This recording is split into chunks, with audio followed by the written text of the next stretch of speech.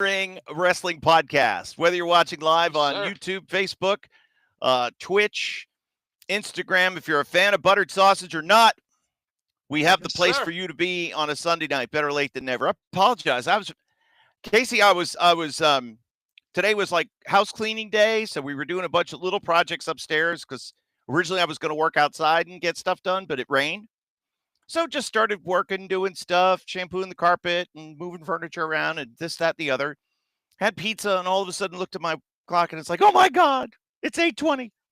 Um, So Hey, it's all good. ran We're here. downstairs. But the Yeah. question of the day is, Kevin, what do you think of butter sausage? Now, what do you think of butter sausage? Uh, It it's is the been an question. exciting week, hasn't it?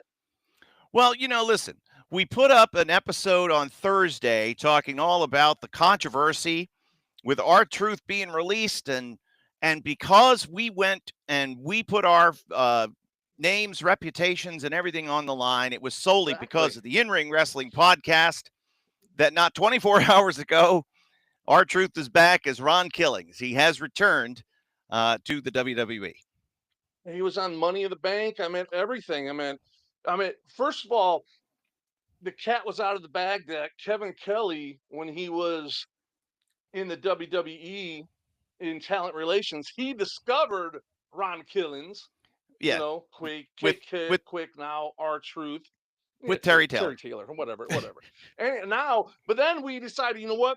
Kevin called me and says, you know what? We got to go and put an episode up because there's some crazy stuff going on to someone that I help bring into business. That's And we it. can't stand for that. And then all of a sudden we do an episode, we go mini viral, and people are talking about it. I get my phone's blown off the hook, people arguing about it. And next thing you know, I get woke up this morning like at 7 o'clock in the morning saying, he's back, you know? Yeah. Well, that's kind of the way it goes. I love your shirt, by the way. Old Flapjack. Oh, There he that's is. yes, and I think we both owe a lot of gratitude to this man. Yes. He was. I tell you, my experience with Blackjack Mulligan was going and picking him up at his house in Claremont and driving him to different towns. And while I did enjoy the secondhand smoke, um, I also enjoyed the stories and the lessons learned. Did you And one of drive? the huh? Did you were you the driver? Were you the Of course, I was wheelman? the driver. He couldn't see. Oh, oh, see, when I rode a Jack, he was the wheelman. I don't know if you could see or not, but I'm not sure.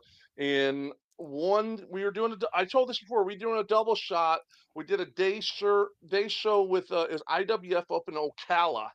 I think it was some car dealership. And then we were doing Winter Haven that night at Land O'Lakes Civic Center in Winter That's Haven. right. And Jack was doing it, and it was pouring down rain on the ride back.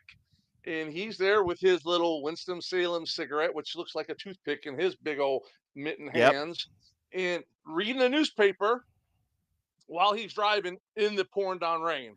And the Of whole course. way I'm just with the whole oh shit handle. I thought I was going to die. But I guess that's how they did it in the old times with the those old timers. So you Well, that's know, how you kept your promos topical. You had to know current events. You had to know what was going on. Like us, for example. I mean, sure. we were right there on top of it. We were right there. Breaking news, our truth canned. Let's get on there. Let's do a podcast. And, Yep. WWE decided to throw us a curveball and re-sign the guy. So the big question now is two questions. Did our truth was his release a work from the beginning? Or number Mm. two, did they relent to overwhelming public pressure and decide to bring him back when they had made the decision to release? What do you think, Casey? Um, well, I mean, I've been hearing mixed emotions from everyone. A lot of people say it's a work. Even Triple H was trying to say it was a work. And I guess I think a little Killings, Rod's boy on X there, kind of threw Hunter under the bus and told him it was stop with playing the games. It wasn't a work. So I guess he was all Yeah, worried about his dad and his way of life and his lifestyle from the income, loss of income. I personally think that I think there was a lot of backlash from the boys and the women there in the WWE universe. And I mean, guys were taking their profile, anything from their WWE profiles on their social media accounts. I mean, there was a lot of backlash from it. And then not even talking about all the people, in the on the internet. So I honestly think that it kind of woke them up a little bit and made them think like, whoa, we need to rethink this one. I think it was like a shoot. I think it was legit. Yeah, I do too. That's my own opinion. And I know Blue Meanie had gotten reprieve, as JR told him. It was a reprieve from the warden because when he got let go, the Save the Meanie campaign started on even social media as small as it was back then. But he was brought back because of all the negativity that was foisted upon the company upon news of the release of the Blue Meanie. So, And was it JBL's job to run him off then? you know, it was that was an unfortunate situation that was luckily rectified, and everything wound up being okay. But when you look at somebody like R-Truth, you have to wonder, okay, now what? Because he was so well known and loved as a underneath silly character who would pop up every once in a while. Now, does this mean that 53 years old Ron Killings is going to be shot up to a higher position on the card? And is he physically still capable of doing that? Is he interested in doing that? He certainly saved his job for now, but what is this new job going to mean? Well, maybe it's the WWE's way of getting back at all the internet and everyone. Yeah, we're gonna bring him back. We're gonna pull him full time on the road, and we're gonna work his ass into the ground and just make him quit. Yeah, Because can his body hold up? I don't know. I don't know what kind of shape he's in and stuff like that. How kind of injuries he's had and different things like that. But I can tell you, I sure as hell wouldn't be able to handle a full time schedule. he doesn't look And I'm any the same different than age, 53 right. years old. He doesn't look any different now than he did then. Yeah, that's And true though. I don't know I if look he a still little bit. smokes. I know he was a smoker back then. We were always like, Ron, you got to quit that. But that was back in 2001, 2002. Oh wow. Yeah. So, who knows? And uh, with a new, now I guess it's going under his real name, which is fine. Nobody cares. It's not like, oh no, they're not going to call him R-Truth anymore. But that And I immediately think he says to me really. that that You says think to he me he's going to cares? come back and be different. I think he probably likes that because then he won't have to worry about any when he's gone. Guys that you know they leave one place, go another, and they totally different, different name. Had to reinvent themselves where people realize, oh yeah, that was whoever. Right. So Which, there's a by few the way, guys I let's know. let's tell that story real quick. I know that Vince was always a big proponent of giving guys new names. Now, there were some guys, of course, that you couldn't because they were just so well known. So that would be where they would try to throw in a nickname or a middle name or a something name, some other moniker to get them to be known by that they could own. We can't trademark your real name or what you used to be known as. But think about it this way, folks. Vince is very petty, very possessive. It's not necessarily that they want to own it.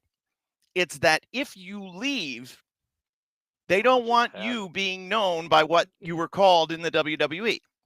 Right. It's a similarity, but it's a difference. You know what I mean? This It's goes back semantical. many, many, many years. I'll give you an example. Mike Rotunda.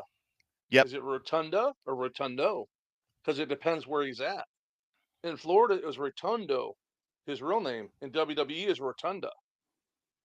And I always thought his last name was Rotunda because that was the WWE spelling of it. I just thought someone didn't know how to spell his name, I guess. Well, there was probably that too. I remember when the Great Muta debuted in WCW in 1989. One week he was Moto, the next week he was Muto, and then he was Muta, and they finally settled on Muta.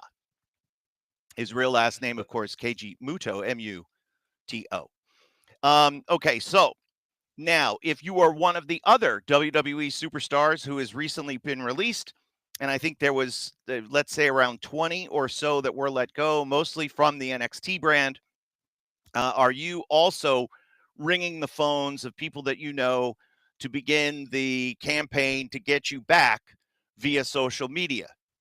Is that something that may be limited to someone like an R-Truth? Or could some of the lesser known younger athletes who were just beginning their careers, could they also hope for some of the same benefit? I don't think so. I think first of all, it's not a generic thing where they just manufacture it to happen. It's a natural reaction. And the natural reaction when our truth that's been there for 17 years, that's a Right. long time. That's how long at one point the Undertaker, when he was full time, he was there 17 years, you know, and when he left. So I mean that's you start 17 years, you can go from watching it as a kid growing up having kids, a teenager growing up having your own kids, watching it together. So now Yep. you have multiple generations watching our truth. So yeah, I think if you're going to manufacture it, I mean, because I sometimes watch these videos of all the people released, and I'm like, who's that person? They're like, oh, they were with WWE for 7 years or 10 years. I'm like, I don't even know who they are. Right. So I mean, that tells you, you know, right there, that I don't think that could happen. I think our truth is someone that's special. And I don't think it was just because of the internet personally. I think because of the backlash from all the his peers backstage has spoken up enough to where it got the attention from the management, and they're like, you know what, this is not good for morale, for one, and two, you know let's get them happy here because we're going to probably cut the hell out of a lot of other stuff coming up soon, so let's make them, give Right. them a bone and let them be happy for something. Now, and again, of course, the early word, as soon as the release was announced, that Brian James was somebody who was very unhappy about this. He and R-Truth had a great relationship. They had Right. been friends for a long time. The first thing that R-Truth did when he joined the main roster as K Quick, he was a tag team partner with the Road Dogg. So perhaps some of that inner circle spoke with Triple H, and Triple H was able to convince the purse strings over at TKO that this is one that we needed to relent on. Does Triple H now go back, and does he have a little bit of more say so, let's say, with who gets released and who doesn't going forward? Do you think that this changes the dynamic at all? I think, one, we're never going to know who really pulled the strings, because you read on the internet too also that it took Nick Khan to finally get a hold of our truth and call him to come to do TV, to sit down and work everything out. Yeah, So um I think the best thing for wrestling is for Triple H to have the control on that stuff personally. A agreed. lot of people, I've been hearing a lot of mixed opinions about him, and people are like, he's on his way down, this and that. I think he's doing a really good job. I Put a pin think in that for a second. Put a pin in that for a second, because a couple of well-known names on the internet who know things that have gone on in the WWE in the past, of course, Vince Russo and the coach, Jonathan Coachman, have both gone on the record as saying they believe, they don't know this to be fact, but they believe that Triple H would be on his way out the door at some point in the near future. Well, again, I mean, that's every booker has a start date and an end date. And only Vince McMahon, even Vince McMahon did. We used to say that Vince would be found dead at his desk with a pencil in his hand, and that would be how his tenure would come to an end. Such was not the right, case. But again, where there's smoke, there's fire. And there's, how much fighting and how much control does Triple H have? How much power does Triple H have? I think he's done an outstanding job.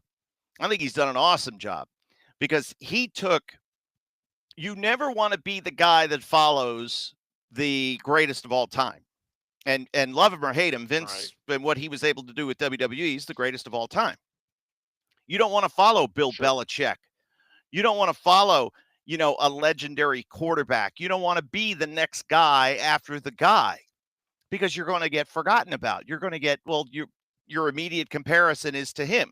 Luckily for Triple H, Vince's reputation went in the toilet because of his own actions, his own decisions, and it made it a little So did Bill easier for Belichick. Triple H to step into that role. Right. Yeah. Yeah. That You know, definitely took some of the pressure off. right. And again, I think he's done a great job, Casey. You agree, I know, and I don't see any problem because business is up, revenues are up. I mean, you could say whatever you want to say about whether or not the product is any good. That's a personal taste matter. All I know is Right. that's what everybody talks about is WWE, Yeah. and that Yeah. like in my promotion here that I'm running in Carlisle, the first thing I'm asked is it like WWE? Well, no, it's different. It's completely different because we're not going to go down and do adult situations and we're not going to do dramatic presentations. We're Right. just going to do wrestling matches, and it's going to be very easy. But again, that's what you're compared to. You're always compared to that. Yeah. Yeah. When I had my promotion, I always had a little catchphrase: "Wrestling the way it's supposed to be, old Yeah. school." So that's how I prefer it. But like things change and everything evolves, and but I do enjoy listening to the all the people on the internet with their predictions, and how their WWE's on the downward spiral. They're going out of business. They're $5 billion. It's TKO, but they all think it's just WWE. So it's quite humorous just to the early morning reading, just scrolling through the social media platforms and just reading people's perception on WWE and different things in wrestling. It's a. I'm sending just a quick hello to everybody on the In Ring Wrestling Podcast chat. Our Okay. man Steve Oliveira in Portugal, of course. He's our. You would think we only have an audience of one, Casey, but such is not the case. You were telling me some of these numbers, and I'm flabbergasted.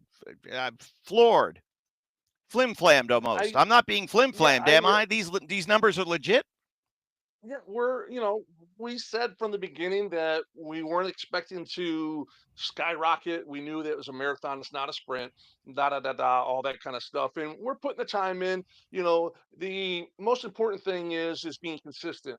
So we're consistent in putting content up all the time. So we're trying to do that, give you guys something every day to be able to look in there and see. But when I look through and I look at YouTube and all that to see where everything's United States, UK, Australia, Germany, Holland, India. I mean, it just goes on and on. All the different countries that people are tuning in and listening to you and me. You Yeah, know, it's just I'm like sitting there. I'm like, this is unbelievable. It's kind of it's flattering that know that there's people in India that don't even speak our language that's listening to us and listening to our perspective on in our experiences with wrestling and sharing it to them and giving them a little insight, a little behind the scenes, look at what we've went through. Yeah, it's kind of so cool to see it that. is nice, and the numbers have been great. And thank you to everybody who, whether you watch us live or whether you're catching the shorts or you're downloading the whole Sure. thing and listening to it after the fact. So whether or not Triple H is able to cement his spot, whether or not TKO is going to be looking for someone else, obviously a change of booker can be a very tumultuous thing in a locker room. Now, when I was in WWE all through the Attitude Era, other than Pat Patterson deciding to kind of retire and move to Florida full Right. time and not deal with TV, but just come to pay per views, it was pretty much the same crew: Yeah. Vince, Bruce, Kevin Dunn, Pat Patterson for TVs, Vince Russo for the most part till he left. Um, and the writers started to begin to filter in. But when you were in WCW, there were quite a few changes, and you were there Oh, for, sure. um, from everything from as soon as TBS bought it and started doing tapings outside of the Carolinas, and George Scott, and then Bill Watts, and Ric Holding, Flair. Yeah, it Dusty. was right. It was Dusty forever. Then it became Crockett for a little while. Then it was George Scott. Then George Scott got fired, and then they gave the book to Flair and the committee. And then Right. after Flair, it was Ole, and then after Ole, it was Bill Watts. So that takes us Yeah. through to like 1993. But then Yep. and then I lost after it was Watts. I lost who was who. But anyway, what did those changes mean to you in terms of what your job was going to be, how you were going to do your job, who you would reach out to and contact as far as whether or not you were booked? How did that affect your way of life? Well, I mean, at my level, it wasn't as a drastic change. I mean, besides, like say when Bill Watts came in, he decided that we're going to get rid of the pads around the floor. This is real wrestling. We don't need to have that. No more over the top. And then you had different bookers. You'd have to have a ring jacket. If you didn't have a ring jacket, and then you couldn't wear the same colored trunks. So if I was Oh, wearing black and I'm wrestling, say, for instance, the Nasty Boys, since they had black on, I had to go change. Um, I mean, these are the kind of things that you would have to, endure and stuff like that. Um, the I think the biggest issue, which we spoke about, was people looking at the hard camera, different things like that. But for the most part, Jody Hamilton was there most of the time. He was I guess the booker for enhancement guys. They go through different people. David Penzer was one of them. You had, Mike Jacks, different guys, Italian Stallion. Everyone had it. Then Jody was moved out. Paul Orndorff had it, and then when everything moved down to Florida, Paul was the enhancement guy, Booker or whatever. And Paul just came to me because I was friends with, Kevin Sullivan. And so he's like, I'm just going to go with you. And he wanted, which, excuse me, I find this very funny for what he told me he was looking for. I want a good, good looking guy that looks like a wrestler, good attitude, good young Christian men. And I'm like, okay, Paul, no problem. He never checked their faith or anything like that to see, but just what he was looking for was, quite interesting and everything. But yeah, there was a lot of changes through the years. You just kind of rolled with them. A lot of it was wasn't nothing drastic for me. It was just my job. Basically, at the end of the night, I'm gonna be looking at the lights here in 1, 2, 3, and the bell rings. So it didn't change for me one way or another.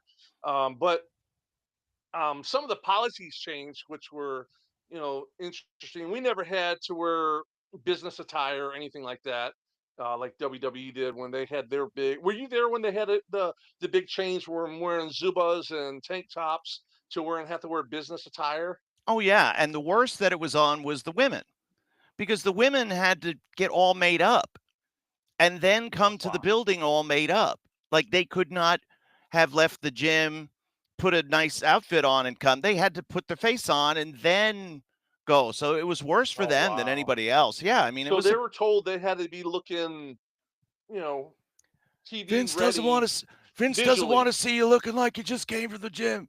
He only wants to see you as Oh, a star, that's which is not an kind of true ace. because I always said Yeah.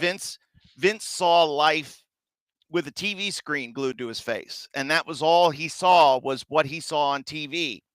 So if he would see, like let's say Casey, if you wore face paint, if he saw you without the face paint, he wouldn't like that. It would throw him Right. off. And it's one of the reasons why Randy Savage would show up to the building early before all the boys, before all the production people would get there, before Vince would get there. And he would be, in the Macho Man gear when Vince would walk in because he Yes. knew one side of it was he knew that that was a Vince thing. And the other side of it is Randy never wanted to be seen as less than what he was, which was a star. So it was a little bit of Right. paranoia on Randy's part, but a little bit of knowing which way the wind blew, knowing that that was a Vince Picadillo. So he did accordingly. It just happened to match up with his personality. But for some of the boys, it was like, what do you want me to do? I have to wear a suit now, Right. but I wrestle in, you know, cut off jeans and a t-shirt. I have to dress Right. nicely to come to building to then grunge out to go wrestle. What is this? Why are we doing this? And stupid Johnny Ace, of course, had no spine and could never push back against anything Vince said. Took it everything Right. literally and just, that was all that, Vince said it became gospel. Do you think Terry Taylor ever sat at home saying, God, I wish Vince would have had that rule all those years ago? I might not have had all the heat against myself. Because wasn't that one of the big things is he would come in dressed like a Flair with the suit on and everything, and people were kind of like, kind of pushing it and different things like that. Terry had a knack for getting heat, as we both know, uh, both with the boys and with the fans, mostly with the boys. Um, Yeah. but Terry also will be the first to tell you that he didn't do things, that he didn't make the smartest decisions in the world, and sometimes, yeah, that heat was justifiable. Um, Right. but yeah, I mean, there could be any number. I don't remember any of the boys ever going to Vince and saying, I wish these guys would dress more like me, because even Triple H would show up, and he would have a T-shirt on, and he would have gym pants on, and everybody would be kind of casual, and it was of course we were those of us in the office, whatever the dress code was in the office, that was kind of what we had to do. There was a time when we had to wear ties in the office, and that was ridiculous. But that was the rule, and that was the dress code. Then it I know. changed. I remember. Yeah. I remember one thing that stood out to me when my first time wrestling with WWF, and this is back in 1991, that all the office guys would have suits on or, a tie. They might have took the jacket off, but all of them had sneakers on with it, Right, you know? because And we've I been on always got it. I don't know why. I always got a kick out of that. yeah, because you're on your feet 10, 12 hours, and you got to run back and forth between the locker room and the truck, or the locker room and Vince's office, or the ring and Vince and the Right. whatever. And, if we were counting steps back then, we would all have been, 10,000 plus a day. But Oh, the, sure. but sort of the generational thing of wearing a tie and wearing a suit and tie kind of went by the wayside in the late 90s, early 2000s, the Attitude Era. And, Right. again, we shifted to a more business casual attire. And, they gave us announcers shirts to wear, and they pretty much gave everybody shirts to wear. So that was more or less our uniform. I never showed up in a t-shirt and shorts for the production meeting. I was always dressed for the day. Right. And sometimes I would. I will tell you that the the boys, from WWF and basically all male wrestlers probably around the world really kept Zubas in business Yes. because everyone had Zubas on. What an amazing time it was. Zubas, a fanny pack, and a gym t-shirt. Yep. That would be it, Those or a strip spaghetti club strap. t-shirt, whatever they got for free. Oh, yeah, absolutely. Do Oh, when we were you still, let WCW, me when ask we you would have this. a, No, let me ask you this. Do yeah, you still have Zubas? I've seen you wear them before. Do you still have any? Are they still, together? Because they really don't make them anymore. no, and I wish I did because they were really, really comfortable. Hmm. And I'm not sure what happened to my last pair. My last pair I had were white and blue, whatever lightning bolts going down it or whatever it might have been. And I actually stole those from someone else too. And theft, Zuba theft was a big thing back in the day because the boys would not hesitate to steal a pair of Zubas from another guy. You know, you didn't lock them up, someone's going to swipe those bad boys, Damn. and you wear them the next week. And like, yeah, I bought these last week. I've seen it. We were on a trip um, with this Florida guy. We were doing we're out in Topeka, Kansas, and he just got a settlement or an inheritance, I think it was. And so he was like buying all kinds of new shoes.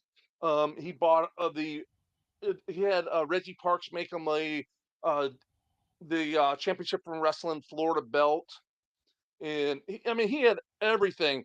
And I remember um, one guy was like, "Hey," he had this nice, really nice leather coat sitting in the back of the van, and this guy's like took it and put it on. And he's like, "Hey, I had that same jacket." He's like, "Oh, I'd be damned." Yeah, he stole it from him. Just didn't even Big know. belt. Um, yeah, he was half baked. He brought this big old giant, probably a half a pound of weed on the trip. Then they got thrown out the window. He got arrested in one state. We left him and went to the next. I think we went to Missouri after that, or St. Louis or somewhere like that. I remember Kevin Sullivan.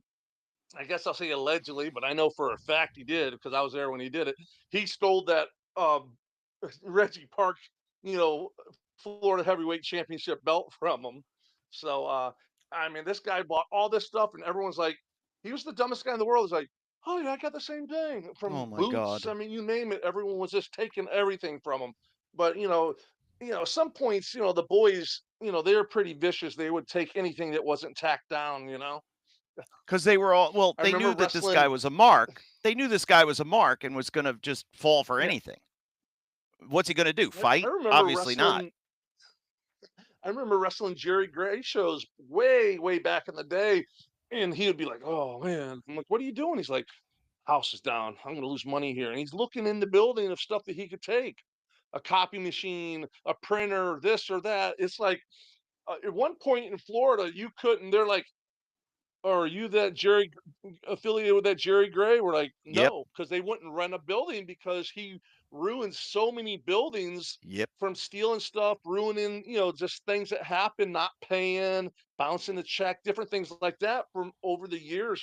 He had a really bad reputation from that. A lot of the buildings throughout the state of Florida, maybe I, further, I don't know. I remember trying to book buildings for Eddie Mansfield and running up against that, whether, television or local radio stations or whatever. And invariably, somebody, and a lot of times it was Jerry Gray, but even Dusty was accused of, you know, we called the station in Tampa that used to air championship wrestling from Florida, and the guy said, "Well, do you have $44,000?" No. Well, that's what Dusty Dusty owes them. Rhodes owes me, and if you can get $44,000 to me, we'll put your show on the air. Click. And that was the end of that Was call. that from the remake, from the Yeah, reboot of Championship Wrestling? Oh wow, yeah, and wow, that's one of the nice things about running up here is that I haven't run across any negativity because nobody's run here in oh years. really. So See, I that's the haven't. thing we talk about. That's the thing we talk about when we talk about the carny in the business. Right. That's the things when we say carny. These are the kind of actions that make us say carny because the things they do, they rip off the building, they bounce a check, they don't pay their TV airtime bill. I mean, it goes on and on and on. When we could talk about a million different things. Right. But And it's again, it's been nice because I've been able to just, start conversations and just, because I have a good reputation. I've never done anything like that. So let's figure out a way that we can all work together and we can help the town yeah, or we can help some people or whatever.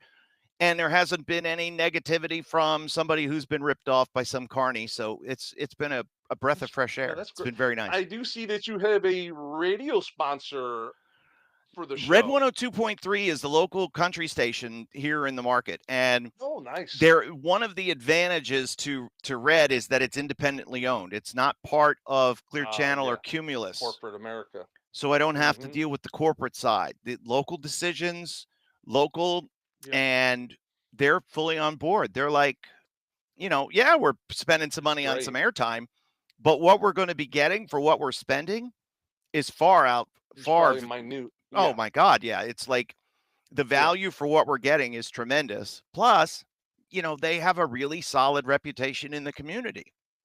And, Oh, that's great. so it's just, and they all kind of know each other, which is good. It really is good because the the guy who runs the Downtown Carlisle Association, I'm having coffee with him Tuesday morning, and he's going to give me a list of businesses that he knows would be interested in some of what I'm going to offer. And what I'm going to offer to them is free help.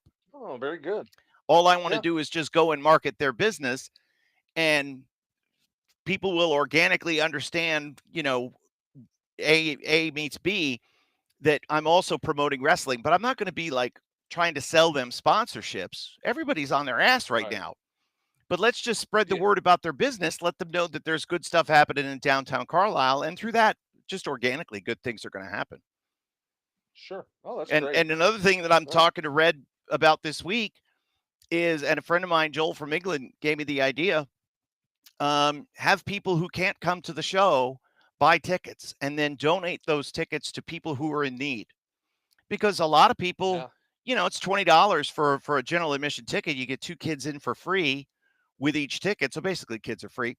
But some people don't have the $20 or the $40, whatever. Right. So Right.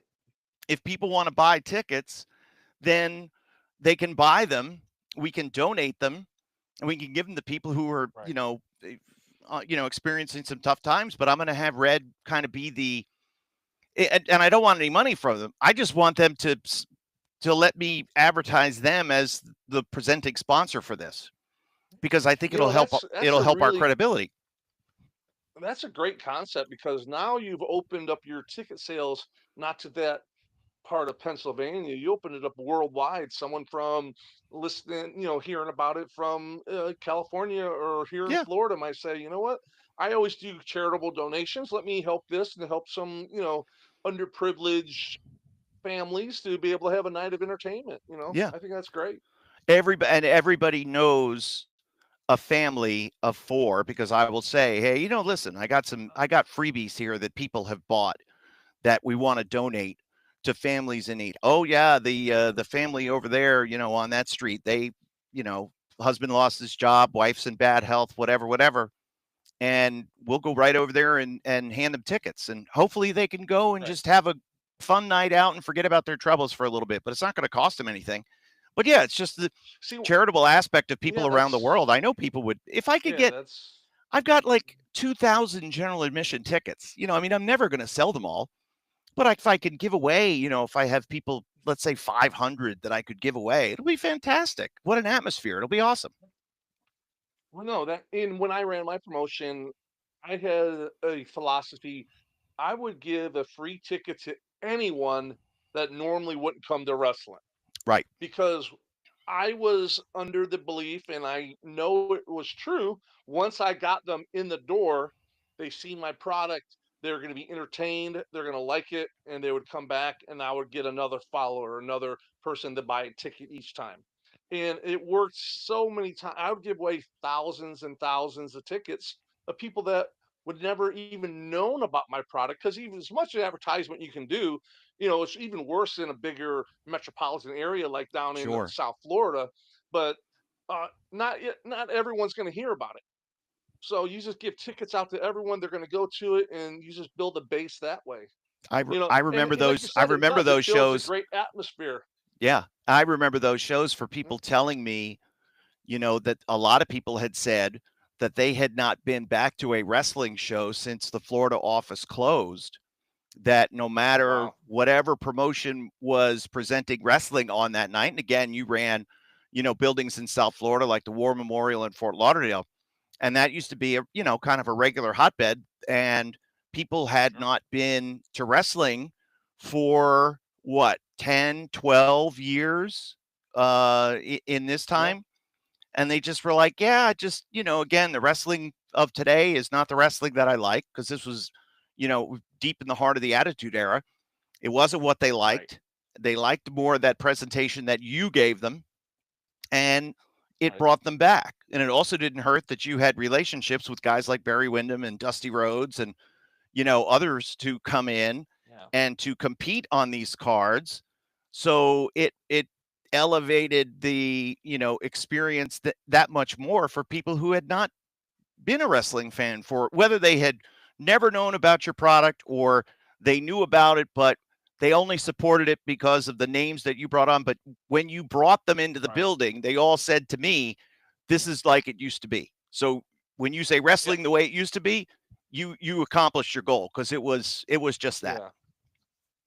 But even how great was it to just watch that match with Dusty Rhodes versus Barry Windham? You actually you called that match. Yeah, did. And it was, I mean, again, it took me back to my childhood. It took me back to, because I remember, of course, growing up a Dusty fan, growing up watching Barry just break in, and to see these two and to know their whole saga, how it had evolved through 88, 89, 90. And, now here we are 10 years later, and we're going to represent it.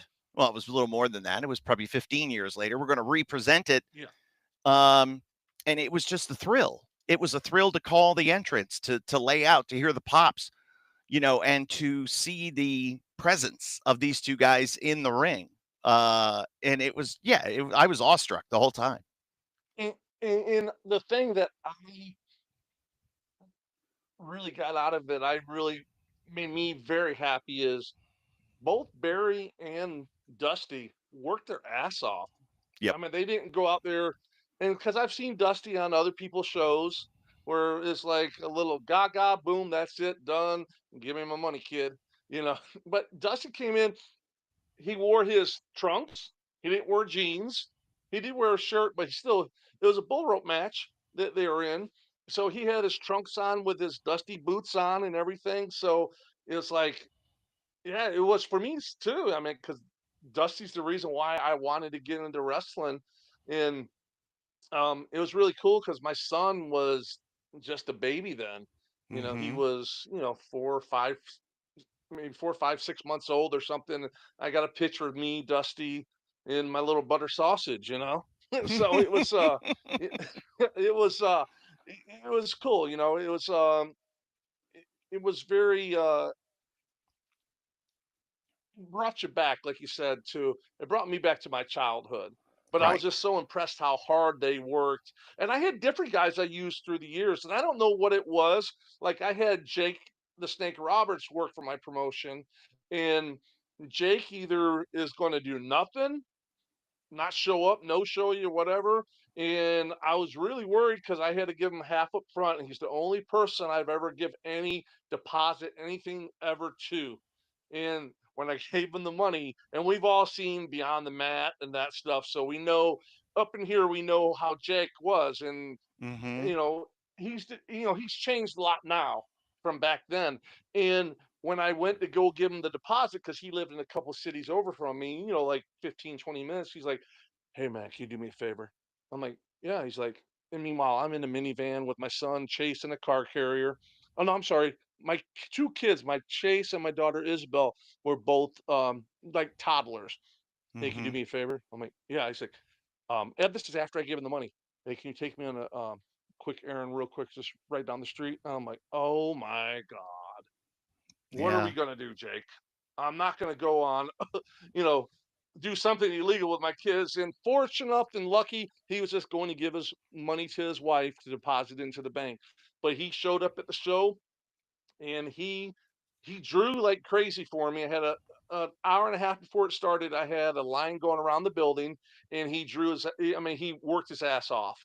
So it was, I don't have any complaints, because sometimes you get guys come in that just milk it and just, they're in it just for nothing. They just want the money and money and run. Right. So And it was I know nice to that not have those experiences from anyone. Jake had, a good relationship with uh, Danny Dominion up in the Winnipeg area, and he ran a bunch of shows up there, and Jake worked hard for him. Chase Owens told me the story about being able to wrestle Jake, and that was a thrill. Yeah. Again, you've got to you just hope that the good Jake shows up, and you're never quite sure. But again, I Yeah. think that part of that was your reputation within the business. He probably wouldn't have taken the Right. booking if it was somebody else, or he would have taken the booking, taken the money, but not shown up. But the fact that he showed up and he Yeah. worked Exactly. hard means Yeah. a lot. We got to talk.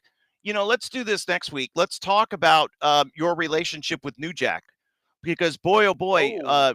you could write a book about your relationship with New Jack. I think we should devote a whole episode to him. Yeah, because that sounds great. Because we all know all the stories about New Jack, and boy, there's a lot of stories out there about him. There are some are true and some are embellished, but there's always a little bit of truth in everything that seemingly came out about him, because he'd be the first one to admit it. It wasn't like New Jack was trying to hide behind whatever he had done. Yeah, he might have had well, this guy did this to me first before I, split his wig or whatever. But yeah, so New Jack stories on next week, and Casey, of course, as the R-Truth turns, we'll have to follow more of this saga to find out which side it was on, if it really was the In-Ring Wrestling podcast that swayed things in his favor, so that Ron Killings could be back gainfully employed in the world of professional wrestling. That's you know what? I'm just glad he's back. Everyone's happy, and we're putting another podcast out. But I'm not going to talk about my phone call with Nick Khan. I was just going to leave that off. That's right. Probably for the best. We don't want to let too much out. But again, you're all welcome. You're all welcome if you're a fan of R-Truth. Okay, so that's going to do it for this edition, the Better Late Than Never edition of the In-Ring Wrestling podcast. We're going to talk all about New Jack. Boy, Casey had an interesting relationship with one of the more colorful characters ever in pro wrestling history. We'll talk about New Jack next week, so make sure you tune in. That should release next Sunday night about 8:00. Next Sunday night, 8:00. I'm going to be because I'm going to be traveling, so we're going to pre-record that one. But I'll be in. Where am I going to be? Wait, wait. No, I'll be home next week. We can do a live one. Let's do a live one next week and talk about New Jack. Perfect. Excellent. I love it.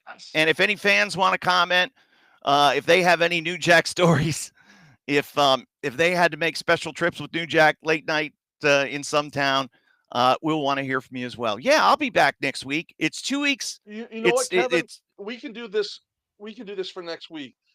With our platform here, we can, if anyone wants to sit in our studio during our live broadcast, all they have to do is reach out to us and we can send them a link and they can go on live next week and they can be live in our studio and everything. So I'm watching us live on YouTube while we're live here on the internet, while we're live here recording this show. I think this is so cool that we're live right there. I wonder if I can. I don't know. Hey, I can do it too. Look, there it is. What? Only 2 people are watching. I think that's you and me. But that's because we started late. My girl was supposed to be watching. She better turn that back on. Turn it on! Turn it on, woman! All right, brother. So let's do that next Sunday live. Join us in the studio. It'll be fun. We'll talk all about New Jack then. And between now and then, if anything happens, Casey and I need to jump on, do some instant reactions. We can always do that as well. So for Casey Thompson, I'm Kevin Kelly. Thanks for joining us for this edition of the In-Ring Wrestling Podcast, and we'll see you all next week.